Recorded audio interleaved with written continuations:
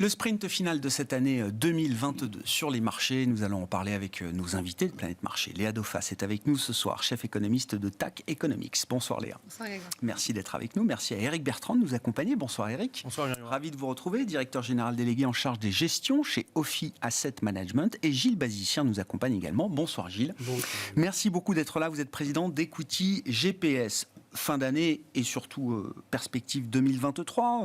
Toutes les questions de 2022 n'ont pas encore de réponse. Forcément, Léa, une des grandes questions qui reste ouverte pour 2023 concerne à nouveau les banques centrales, j'ai envie de dire, et en premier lieu peut-être la Réserve fédérale américaine, si on prend le sujet américain pour démarrer.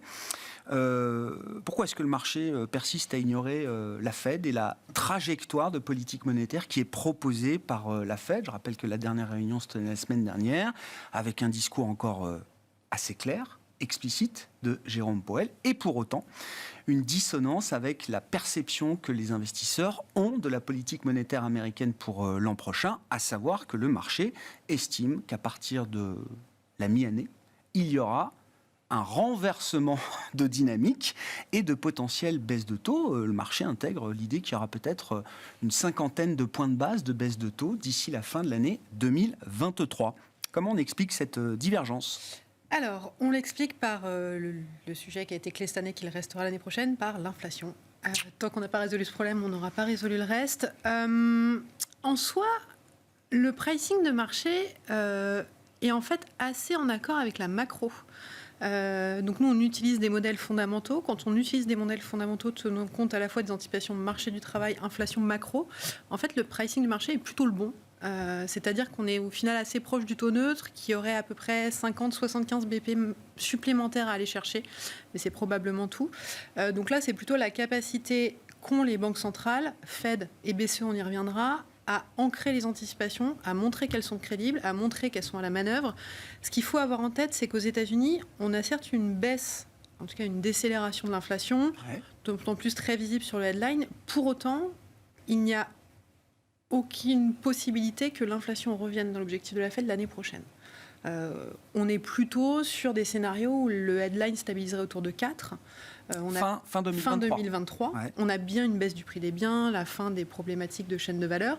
Par contre, on a une inertie forte à la fois sur les prix des loyers et sur les prix des services par la hausse des salaires, qui fait que même si on baisse le prix des biens, même si on baisse le prix de l'énergie, le poids de ces composantes dans l'inflation fait qu'on ne reviendra pas à court terme à une cible de la Fed. Donc il y a un moment l'année prochaine où la Fed devra se maintenir une crédibilité forte alors que le chiffrage d'inflation ne bougera plus. Donc aujourd'hui, l'inflation baisse, on anticipe le pivot ou autre.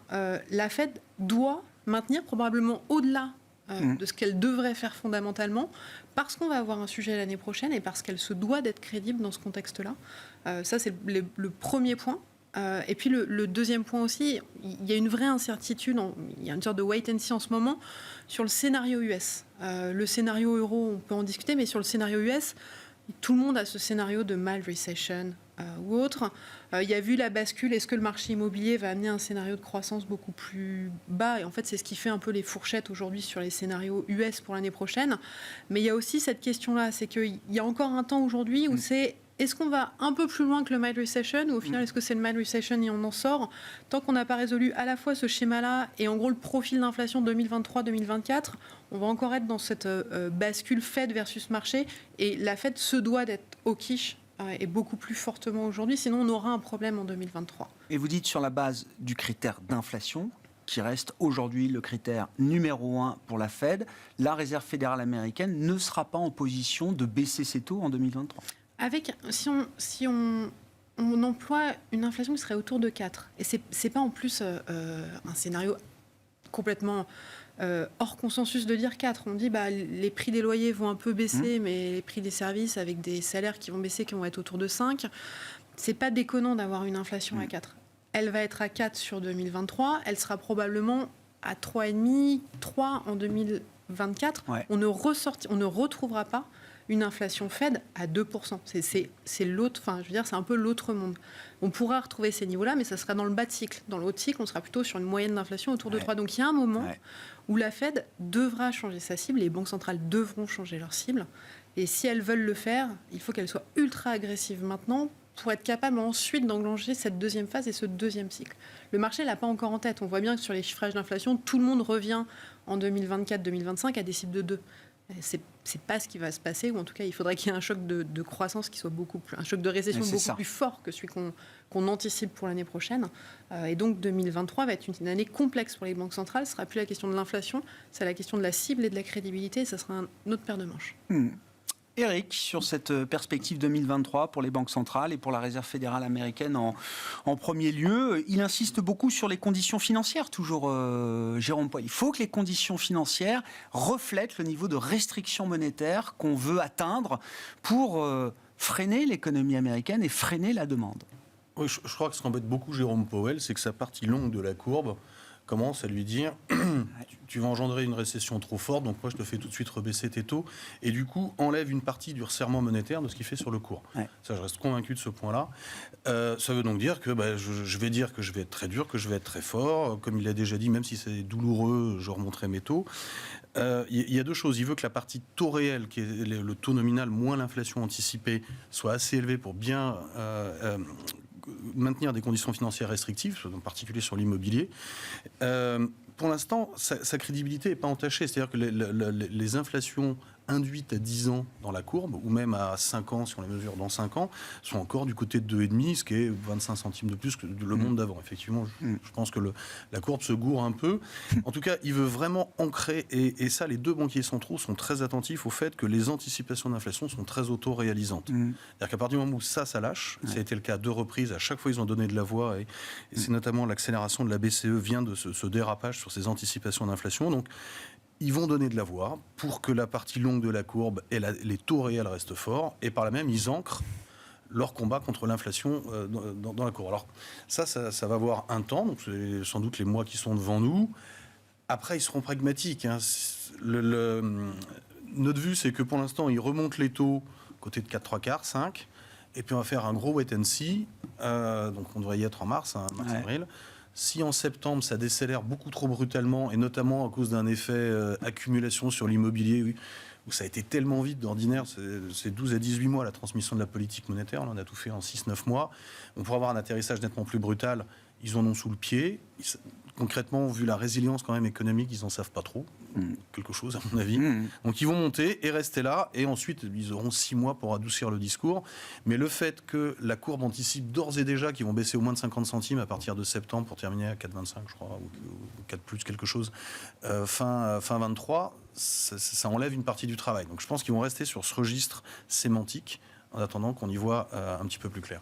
Ça peut suffire, enfin, l'outil verbal, vocal, la rhétorique, est-ce que ça peut suffire justement pour maintenir le niveau de restriction monétaire et financière qu'il souhaite voir, ou est-ce que ça implique un risque de taux directeur plus élevé encore que ce qui a été projeté dans le dernier scénario de la Fed pour les prochains mois et les prochaines années? Ils ont donné de la voix. On a notre ami Boulard qui est allé mettre un taux à 7 si jamais ça ne suffisait pas. Enfin, ou alors il nous fera une Lagarde. Il appuiera un peu fort. Je pense qu'ils vont rester sur cette rhétorique qui est très importante pour garder. Il faut vraiment que l'inflation baisse. Après, ils pourront relâcher un peu le mistigris et sans doute peut-être enclencher des réflexions autour de ce que l'économiste Blanchard du FMI avait annoncé déjà en 2010, d'avoir des inflations plus élevées, que c'était plutôt plus sympathique pour se désendetter et faire du transfert générationnel, sans avoir à augmenter les impôts. Mais c'est trop tôt. Pour moi, ils vont rester sur cette rhétorique, faire rentrer l'inflation dans sa boîte si tant est que ce soit possible, quitte à overshooter, effectivement, et aller trop loin. C'est difficile quand même, parce que tout le monde discute d'une évolution de la cible d'inflation. Tout le monde a ça en tête. Certains sont convaincus que la Fed bougera à un moment son objectif d'inflation. La question lui a été posée directement, d'ailleurs, lors du dernier meeting. Clair, hein. Et non, mais la réponse est catégorique. Mais encore une fois, la réponse de Jérôme Powell, elle vaut ce qu'elle vaut au moment où il la prononce. Mais encore une fois, tout le monde a en tête. C'est compliqué quand même. Parce que s'il avait ouvert ne serait-ce qu'un petit peu la porte, vous pouvez imaginer les inflations implicites à 10 et 30 ans, prendre tout de suite 50 ou 100 points, et donc les taux longs, et tout était à refaire. Nous ne considérons jamais une évolution de l'objectif d'inflation sous aucune circonstance. La phrase a été, je pense, bien répétée de ce point de vue-là, pour qu'il n'y ait pas d'ambiguïté à ce stade. Les marchés, la Fed, ça va être encore une histoire de 2023. Gilles, on ne laisse pas cette histoire de l'inflation et pas totalement derrière nous finalement. Sans aucun doute. Et les répercussions de cette inflation sur les courbes des taux, et en particulier sur les taux longs, qui ont une importance assez grande dans l'établissement de nos ratings par valeur, par secteur, par pays. Et on a bien vu la dégradation des ratings qu'avait amené le début de hausse des taux d'il y a 1 an et demi, les taux longs. Et dans l'hypothèse où cela ne soit pas fini, ça serait un vent de face pour les marchés actions, sans compter l'éventuel effet multiplicateur d'un changement de cible à long terme sur l'inflation. Là également, ça mériterait des taux longs, normalement un peu plus supérieurs, un peu plus élevés. Et ça, dans un contexte où certaines finances publiques sont tendues, certaines finances privées, d'entreprises, sont tendues. On a des secteurs très leveragés, qui ont mal traversé la Covid, et des ménages qui, dans certains cas, sont moins liquides aujourd'hui et ont dépensé une partie, si ce n'est tout, des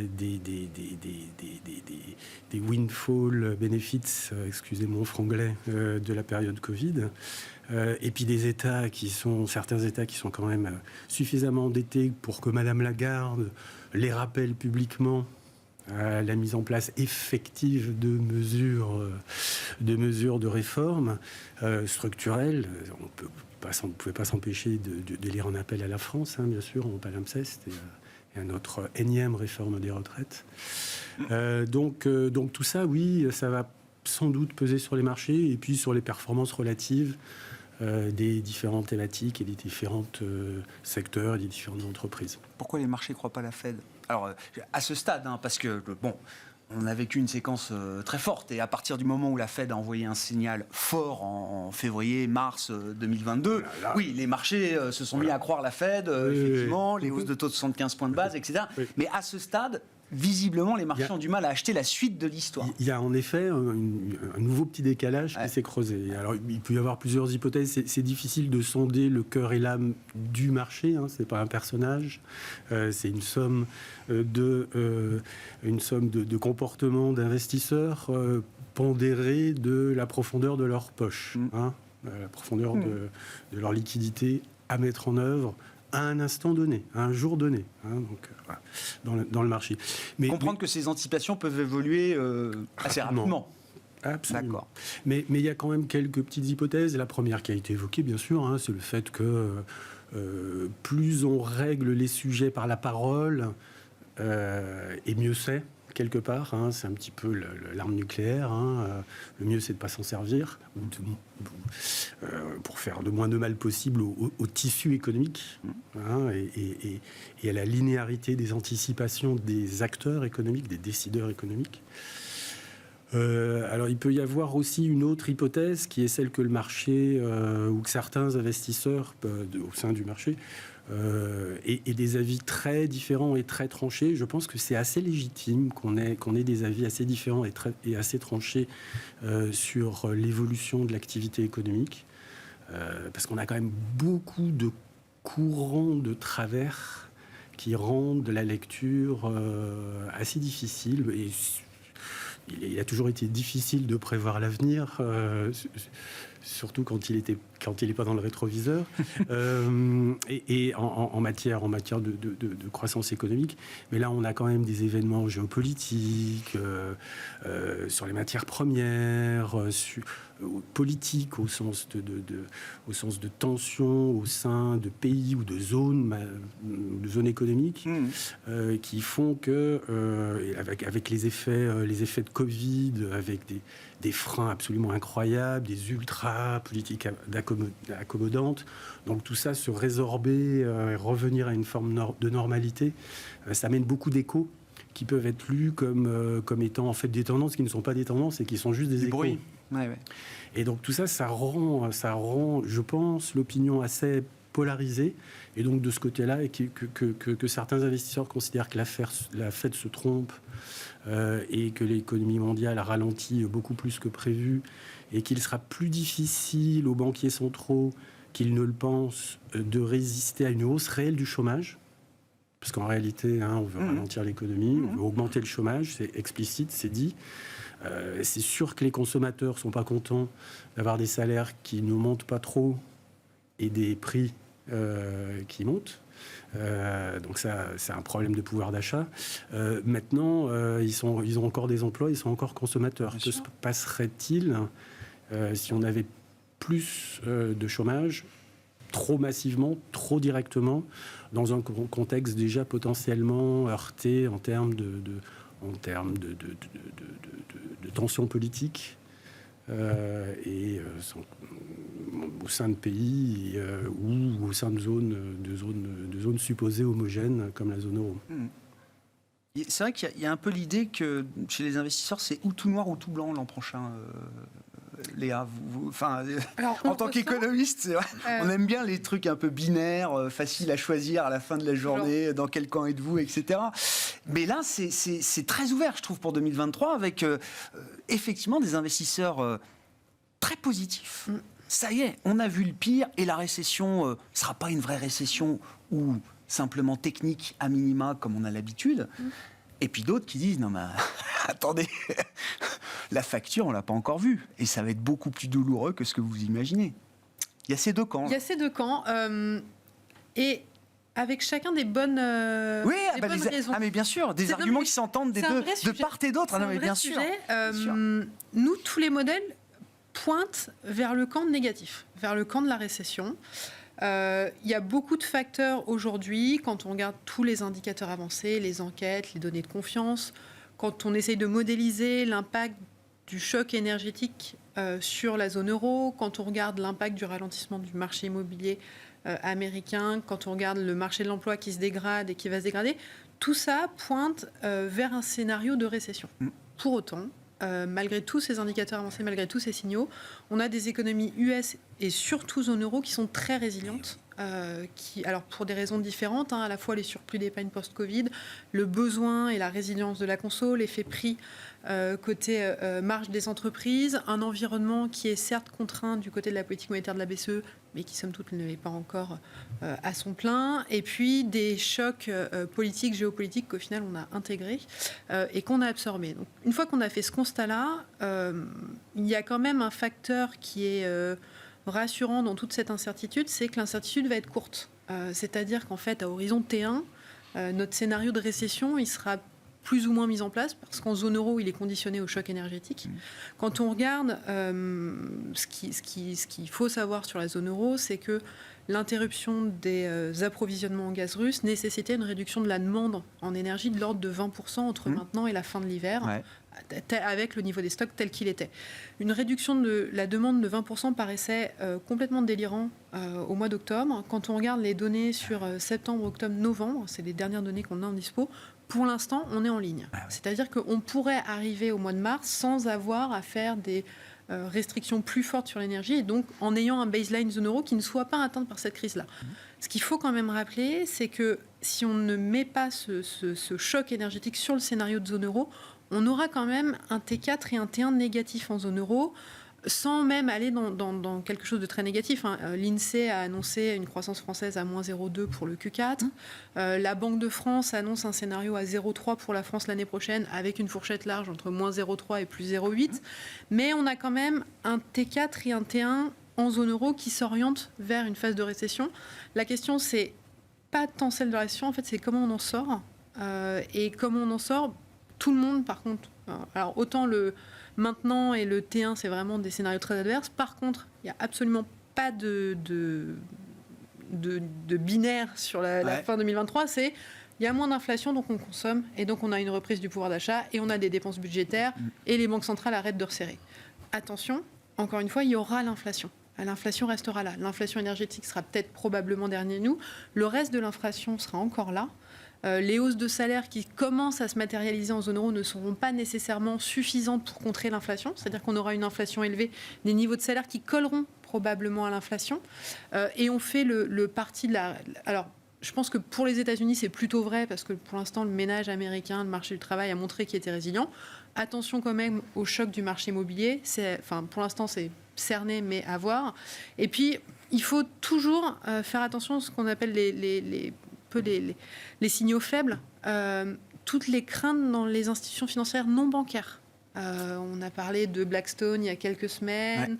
On parle des rachats sur certains fonds immobiliers. Hein. Voilà, donc il faut faire attention aussi à ça, c'est-à-dire que effectivement le scénario global, c'est plutôt un scénario où si on essaye de faire la part, c'est plutôt un scénario de récession limitée sur T4, T1, États-Unis, Europe, plutôt une phase de reprise, mais qui s'explique pas nécessairement par cette baisse du pouvoir d'achat. Donc ça veut dire aussi que le côté tout ira mieux une fois le contre-coup de l'hiver passé, ça c'est probablement à questionner pour l'après. Quand même une des grandes leçons de 2022, notamment pour l'Europe, Eric, je ne sais pas ce que vous en pensez, mais bon, évidemment, le 24 février, tous les scénarios ont changé, déclenchement de la guerre en Ukraine, on se met à avoir une récession immédiate en zone euro, l'Allemagne en tête, et puis finalement on décale ça au T3, et puis maintenant au T4, l'IFO est sorti ce matin, finalement, peut-être même que le 4e trimestre, alors on verra, les chiffres sont révisés plusieurs fois, plusieurs années après, etc., mais on serait sur du zéro autour, quoi, finalement. Je veux dire, tous les scénarios les plus pessimistes pour la zone euro ont été déjoués au cours de cette année 2022, et y compris pour les entreprises. Il y a plein de choses, en fait. Déjà, un point, c'est que je trouve qu'on sous-estime la capacité des entreprises à s'adapter de façon vraiment chronique. Et là, la séquence Covid, crise en Ukraine, en témoigne. Le Covid, c'est la fin du monde. Après, quand on sort du Covid, ça va être toutes les entreprises fantômes. Après, ça va être l'énergie. On vient de l'entendre, il y a une capacité d'adaptation, une résilience, une capacité à garder ses marges qui est largement supérieure à ce qu'on anticipe toujours. Maintenant, si on reprend la séquence, sur les prévisions négatives et le risque d'avoir un atterrissage beaucoup plus fort de la croissance, on les avait, à pas grand-chose près, enfin de notre côté en tout cas, fin septembre. Fin septembre, et c'est vrai que la réflexion, je me souviens d'en avoir parlé ici, on se dit, au bout d'un moment, tout a un prix. Quand tout le monde est noir, quand tout le monde prévoit la fin du monde, et qu'elle n'arrive pas, c'est-à-dire que, pour reprendre votre expression qui est très juste, il n'y a plus de vendeurs marginaux, ils n'ont plus d'action. Donc, au bout d'un moment, quand ça n'arrive pas... Ceux qui ont vendu l'Europe ont déjà vendu depuis longtemps, quoi. Ils ne sont plus là. Et la plupart des institutionnels sont vraiment sur des niveaux très bas. On sent bien qu'il y a de la place pour des formes de respiration de marché et qui peuvent être assez violentes. Là, on a fait quand même quasiment 20% en ligne droite avant que Madame Lagarde siffle la fin de la récré, ce qui est peut-être pour le coup un peu excessif. Mais ce que je veux dire par là, c'est qu'on va avoir comme ça des moments, on l'avait déjà connu cet été, là, cette période... globalement, on a comme des résultats d'entreprises qui ne sont pas du tout aussi catastrophiques qu'attendus. Finalement, les taux respirent parce qu'on pense que si les banques centrales freinent trop fort, ça va ralentir. Donc, les parties longues des taux respirent. Donc, on pourra avoir une récession avec des taux qui baissent et finalement des actions qui montent uniquement à cause de la partie taux, mais pas de l'anticipation de la baisse des bénéfices. Vous m'avez suivi. Un autre point, c'est l'énergie qui est très important. Il faut aussi dire merci à la baisse du prix du pétrole, du gaz et des comos. Ça, c'est dû à la Chine. Et là, pour le coup, il y a une vraie inconnue. C'est que tant que la Chine confinait en mode dogmatique, on a le meilleur vaccin, on est mieux que les Occidentaux. Ok, ça détruit de la croissance en Chine, c'est moins de sollicitations sur ces marchés-là. Maintenant, il n'y a plus de problème de vaccin, on compte plus les morts, donc il n'y en a plus. Alors, pardonnez-moi le cynisme, mais c'est vraiment ce qui se passe côté chinois. On peut avoir un redémarrage. Alors, là, ils sont tous malades après, soit ils reconfinent, soit ils vaccinent, soit ils ne s'en occupent pas. Et retrouver, dans les 3-6 mois qui viennent, redétention sur l'énergie, redétention sur le gaz et sur le pétrole. Et là, on peut faire tout ce qu'on veut avec les taux d'intérêt, il y aura de l'inflation et ça ralentira mécaniquement assez brutalement.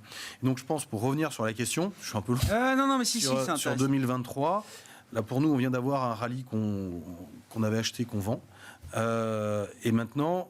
on pense qu'on va être dans cette phase de volatilité où on va tour à tour prévoir le pire, le meilleur. Il y a des camps assez radicalisés, donc le marché va osciller. Le piège qu'on pourrait vivre, c'est d'être trop inquiet, avoir un début d'année où globalement, pardonnez-moi l'expression, mais on a un an pour se refaire. Et donc le marché va acheter et enjamber la séquence. L'inflation, les banques centrales, leur démarrage chinois. On regarde au-delà. La deuxième partie de 23, c'est fini. Et on l'achète dès maintenant. Il faut bien voir que les points bas des marchés actions sont souvent 6 mois avant les récessions. Donc c'est notre risque. Pour nous, on n'est pas vendeur. Pour l'instant, on est autour de je comprends. On préfère attendre. Ouais, vous dites vous vendez le rallye, mais vous vous préparez pas à un marché qui reviendrait sur les points bas qu'on a vus fin septembre. C'est pas le fin septembre. On redevient neutre, mais on ne pondère pas parce qu'on peut avoir un marché qui part tout droit. Début d'année. Les positions sont pas chargées. Le pain trade pour vous, il est à la hausse en fait. Le pain trade, le trade qui ferait courir les gens après le papier, là, c'est plutôt un risque à la hausse alors. En début d'année, oui, parce que globalement, les gens ne sont pas très exposés à l'actions. Alors maintenant, il y a le Tina, laissez la place à Tara. On a des taux d'intérêt dans les portefeuilles, c'est plus sympa. Au moins, on est payé pour le risque. Mais ouais, ça pourrait nous jouer. Moi, je pense personnellement qu'on va avoir un épisode de volatilité. On va avoir les chiffres de récession, de ralentissement, l'immobilier. Il y aura des baisses qui seront, à mon avis, l'occasion de se surpondérer pour justement jouer cette deuxième partie de 23. Intéressant. Hein. Que disent les ratings d'Equity GPS à ce stade, justement, Gilles? Et est-ce qu'il y a un risque à la hausse sur les actifs risqués, hein? L'idée que ce qu'on a engendré depuis l'automne, depuis fin septembre, est quelque chose qui pourrait trouver un relais supplémentaire en début 2023? Alors, en globalité, non. On est à 5,6 à vendredi soir sur les marchés mondiaux. Donc quelque chose de normal, historiquement à peu près normé. Alors par contre, selon les zones géographiques et encore plus les secteurs, et évidemment encore plus les valeurs, c'est très très différent et c'est même très polarisé. Donc on a des ratings très élevés sur les émergents, l'Inde, la Chine, et voire l'Amérique latine, dans l'hypothèse où les investisseurs auraient ces zones géographiques dans leur benchmark. Bien sûr. Nous, on conseillerait vraiment de prendre du temps pour vérifier s'il faut rester ou être encore sous-pondéré sur ces zones-là. Ah oui. Après leur baisse en absolu dans le cas de la Chine, l'évolution quand même en termes de politique Covid. Et puis quant à l'Inde, c'est une autre histoire. Ça paraît un peu plus moyen terme et structurel et assez intéressant. Ça a été plutôt un bon marché d'ailleurs, le marché indien dans les émergents et au global. Magnifique. Alors, et absolument. Et tout, en relais. Oui, non, mais bien sûr. Si. Marché positif. Et donc, par contre, les marchés développés, c'est moins joli. Ouais. Et moins joli, en particulier aux États-Unis et toujours sur les valeurs à duration longue, et donc en particulier le secteur des technologies de l'information, hein, qui malgré sa baisse, a toujours un rating faible. Sur une question de valorisation, toujours à peine amélioré depuis 1 an et demi. Valorisation et dynamique des perspectives. Quand on somme les deux, c'est toujours pas appétissant. Les résultats étaient décevants au dernier trimestre. Et à l'inverse, donc des valeurs de qualité, à cash flow, à faible valorisation, à gros rendement du dividende, pour autant qu'il soit bien couvert, bien sûr. Là, on continue d'emporter nos suffrages. Sanofi est à 8 sur 10. C'est historiquement rare d'avoir un rating aussi élevé. En partie, et dans un secteur mondial dont le rating est élevé. Et dont la dynamique et dont le sentiment de marché est également très favorable. Donc c'est un secteur dans lequel on a vraiment beaucoup d'idées de valeur à l'achat. Également, les biens de conso de base. Et puis, alors, un secteur un peu moins consensuel, les financières, où objectivement, nos ratings sont élevés, en particulier sur les financières européennes. Et là, c'est une conjonction de grosses défiances toujours à l'égard du secteur, fruit de 20 années de crise. Voilà, mais qui ont vraiment marqué les investisseurs et toute une génération d'investisseurs. C'est intéressant. Alors que les fondamentaux s'améliorent. La situation financière n'a rien à voir, le levier n'a rien à voir avec ce qu'il y avait il y a 15 ans, 20 ans dans le secteur. Et puis quand on réfléchit Ça veut dire quoi? Même à l'aube d'une petite récession en Europe, alors justement, c'est pas forcément le pire des secteurs à avoir en portefeuille. Parce que dans le playbook de l'investisseur, se dire je vais investir dans les banques au début d'une récession, je pense qu'effectivement... excellente transition. Merci beaucoup. On n'avait pas répété. Non, On se connaît. Le sujet sur les bancaires européennes, c'est... alors on a un environnement réglementaire qui appelle à la concentration. Ça fait 20 ans que les coûts ont été coupés, que les mauvais business ont été soit consolidés, soit échangés, soit abandonnés. Et puis, dernier point, si on se mettait 2 secondes à la place des policy makers en Europe, les États sont hyper endettés, les taux d'intérêt montent sur la dette des États, elle-même assez souvent variable, d'ailleurs. C'est le cas de la France. Parce que quand les taux étaient à zéro, pour placer de la dette française, placer tout à zéro, c'était un peu compliqué. Il fallait placer des tips. Oui, on a fait pas mal d'indexés inflation, oui, voilà. Bien sûr.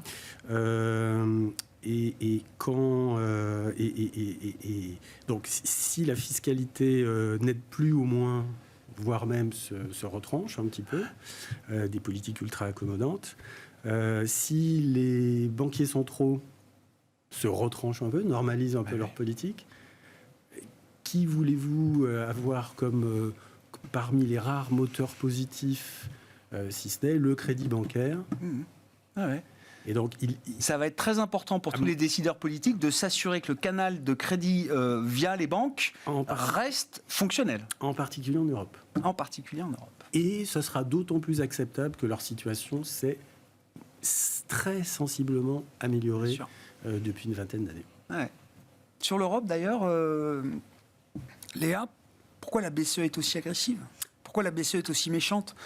C'est pas qu'elle ait fait 50 points de base, évidemment, dont je parle. C'est que Christine Lagarde nous dit, alors dans le statement commun, fruit du compromis des banquiers centraux, les taux doivent continuer de monter significativement à un rythme soutenu pour atteindre des niveaux suffisamment restrictifs. C'est plus juste neutre, maintenant, c'est restrictif, niveau qu'il faudra maintenir dans la durée pour casser la demande et garder sous contrôle les anticipations. Ça, c'est dans le communiqué. Traduction un peu plus explicite de Christine Lagarde dans la conférence de presse de jeudi dernier.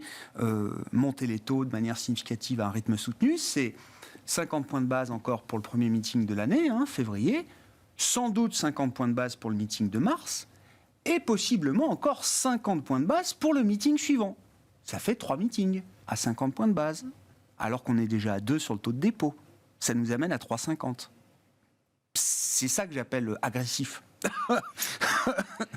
Parce qu'il y a un moment cette année, Christine Lagarde et le board nous disaient la Fed doit aller en restrictif, mais parce que la Fed doit faire face à une surchauffe de son économie. Nous, on va déjà aller tranquillement au taux neutre. Alors finalement, on y va un peu plus vite que prévu, et puis on verra. Là, le discours est plus du tout le même. Tout a changé en fait pour la BCE. En fait, je ne sais pas par où prendre les sujets. Il y en a beaucoup. Le premier, vous disiez, fruit d'un compromis. Et je pense que c'est vraiment ce qu'il faut mettre en avant. C'est-à-dire qu'on n'était plus sur 75 qui aurait probablement été entendu aujourd'hui. On est sur 50, mais à plusieurs. On attendait juste une annonce du QT, du quantitative tightening. On a eu quelque chose d'un peu plus clair, même s'il sera encore avec plus de détails à attendre au prochain meeting. On a eu quelque chose de plus clair. Donc on sent qu'on est quand même dans le compromis entre les hawks, les doves, et donc la BCE, enfin Lagarde fait ce pourquoi elle a toujours été là, de trouver un consensus. Donc on est dedans. C'est nettement plus agressif qu'attendu, aussi parce qu'on a une problématique d'inflation qui est plus forte en zone euro. C'est-à-dire que la Fed, on peut dire que le pic, il a été atteint en juillet, on le met de côté. En zone euro, tout est relié à l'énergie. Plus de 50% de l'inflation s'explique par l'énergie. Ce qui n'est pas lié à l'énergie dans le prix des biens et des services est expliqué à hauteur de 50% par l'énergie. Donc, en soi, la BCE ne fera pas grand-chose contre cette problématique d'inflation, mais là encore, elle doit montrer qu'elle est crédible. D'autant plus quand on risque d'avoir un biais haussier sur l'inflation sur les premiers mois 2023. C'est à peu près certain. On va avoir les revalorisations. On risque d'avoir de nouveau des pics sur l'énergie. Donc en fait, elle se doit là aussi, comme la Fed, mais d'autant plus qu'elle n'a pas cette Fed touch, d'être ultra agressive parce que l'inflation va rester un problème en zone euro. Je pense par contre, et c'est là où j'ai un peu plus de mal à expliquer pourquoi elle est ultra agressive, qu'on n'est pas dans le scénario global macro des États-Unis. On a des problématiques fortes de vulnérabilité sur les ménages à bas revenus. Alors effectivement, quand on regarde l'épargne, c'est ce qui a permis de soutenir la croissance en zone euro. Les bas revenus, il n'y en a plus. On a une problématique pays qui reste présente. On l'a bien vu avec les écartements de nouveau des spreads périphériques et cette question qui revient sur la table. Donc il y a un vrai sujet pour la BCE qui va naître. Lagarde a montré que non, ce qui est important, c'est la crédibilité. Je monterai les taux quoi qu'il arrive, quel que soit le risque. Le risque étant qu'on retrouve nos problématiques de début d'année, nos problématiques de fragmentation, nos problématiques de fragilité de la zone euro, à un moment même où, même si pour l'instant les données sont plutôt rassurantes sur la croissance en zone euro, la certitude et le gros du risque se fait au T1. Mais elle ne pouvait pas faire autrement. Elle n'avait pas le choix. Et ça nécessite de s'engager sur 2 voire 3 meetings. Par contre, c'est un vrai sujet. Dire qu'on fait du meeting by meeting approach, no pre-commitment, et préannoncer 2 hausses de 50 BP, est-ce que c'est une erreur ou pas? L'année prochaine va nous le dire. Pour l'instant, en tout cas, le marché achète, remonte bien, remonte fort. Pareil, comme là où la Fed, on était proche d'un point haut, nous, le taux, on va dire neutre BCE, il est autour de 3,25. Donc c'est pas déconnant de voir une BCE qui remonte encore un petit peu. Maintenant, aller au-delà, là aussi, c'est être surrestrictif. Et ça va être exactement le même problème que la Fed. Être surrestrictif dans des économies fragiles, comme c'est le cas pour certaines de la zone euro, ça va être un problème. Qui aura la partie la plus difficile d'ailleurs entre la Fed et la BCE l'an prochain, du coup, Eric? C'est la BCE, parce que elle a entendu Powell, elle s'est dit je vais le faire au plus fort. Elle est normande, je crois.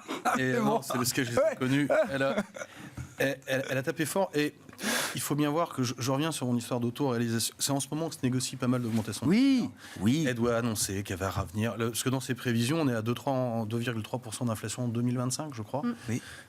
Après 6,3, 3,4, comme ça. Je sais plus exactement ça. Exactement en tête. ça. Il faut qu'elle reste crédible pour empêcher, à mon avis, que ça parte sur les salaires. Maintenant, vous avez vu la série des salaires négociés zone euro Q3 là? On est à 2, quelque chose venant de 3% le trimestre précédent. Alors, juste. Mais il faut regarder sur des autres. D'accord, il y a des données plus immédiates. Il y a des biais aussi. Certes. En tout cas, la compensation des salariés en Europe, elle est réellement négative aujourd'hui. Elle est réellement négative. Mais je pense qu'elle voyait ces taux longs repartir trop significativement à la baisse, redéfaire le travail. Elle avait une marge, compte tenu du côté positif sur les taux longs, on a 80 centimes de baisse de taux en l'espace de 2 mois.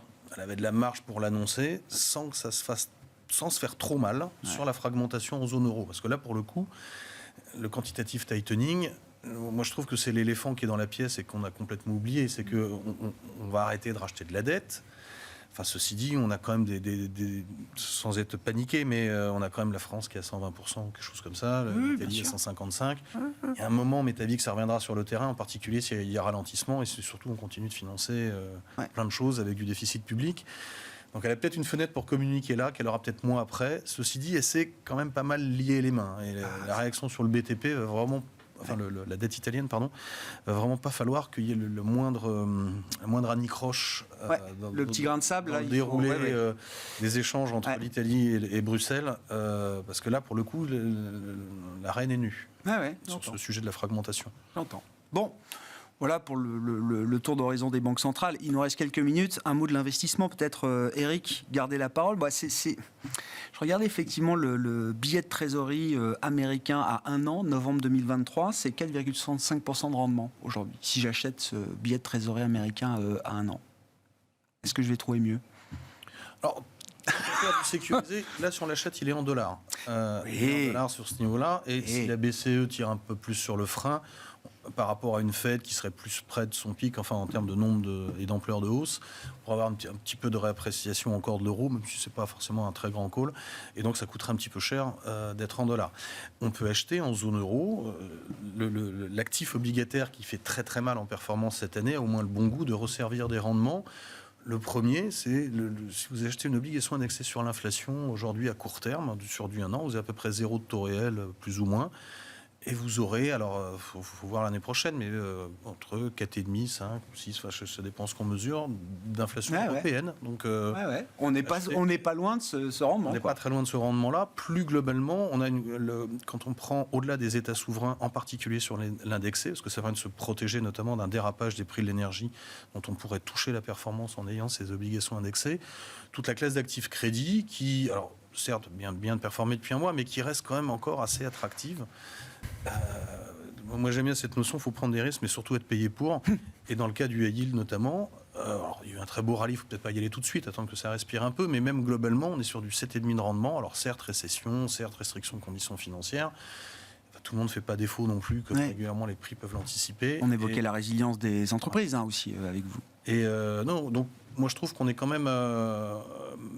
on a une classe d'actifs obligataires qui nous propose pas mal de choses. Alors, c'est pas du triple A comme le petit notes américain, mais on peut avoir quand même des rendements tout à fait satisfaisants de ce point de vue-là. Et c'est un bon point de départ, c'est un beau socle pour une stratégie d'investissement diversifiée 2023. On retrouve sur la dette d'État une capacité de protéger ces actifs risqués qu'on avait perdus.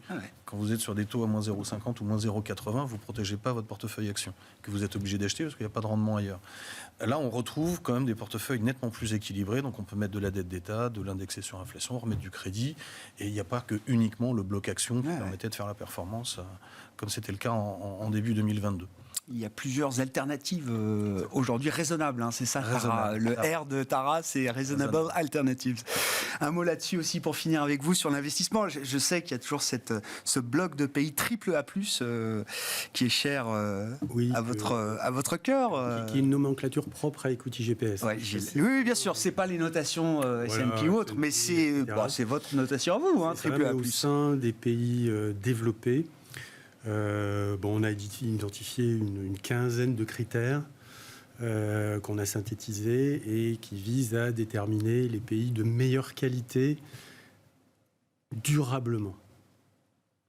Et qui sont qui fournissent des terreaux, des substrats très, très favorables à l'expansion de très belles entreprises qui souvent deviennent mondiales d'ailleurs. Et donc ces critères sont, par exemple, la couverture des retraites. Tous les pays développés ne sont pas égaux en la matière, loin de là. Le taux de chômage structurel. On se gargarise en France d'un 7,5%, mais... oui, c'est pas structurel, non mais il y a beaucoup... dans nos pays dits AAA+, qui représentent 20% de la capille boursière mondiale... 3-4%, quoi. Voilà. Oui. Et même moins, en moyenne.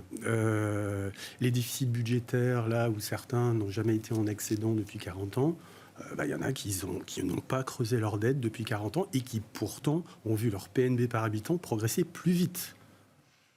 Donc il y a des pays qui sont plus vertueux que d'autres, de façon régulière, structurelle, et ça devient un avantage compétitif absolument extraordinaire. Et on le voit encore, on l'a encore vu dans la séquence 2021 et 2022, en termes de perf boursière.